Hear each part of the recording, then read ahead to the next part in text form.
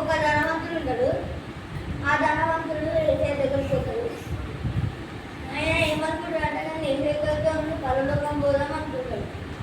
ఏసయ్య దగ్గరికి పోతాడు. ఏసయ్య దగ్గరికి పోయి ఏసయ్యని అడుగుతాడు, నేను పరలోకం పోవాలంటే ఏం చేయాలి ఏసయ్య అని అడుగుతాడు. నీకు ధర్మశాస్త్రం తెలుసా అని అడుగుతాడు. తెలుసు, నేను చిన్నప్పటి నుండి సండే స్కూల్ అవన్నీ నేర్చుకున్నా అంటాడు.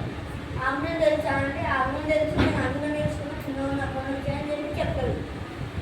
అయితే నీలో ఒకటే లోపం ఉంది, నువ్వు ఈ ధనాన్ని అంతా పేదోళ్ళకి ఇచ్చి రావాలి అంటాడు.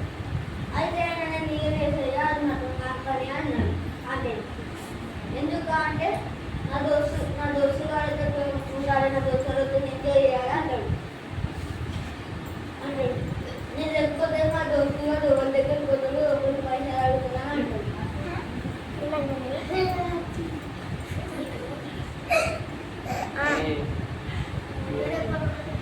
నా దగ్గరికి వస్తారు, నన్ను అడుగుతారు, మళ్ళీ నన్ను హెచ్చిస్తారు.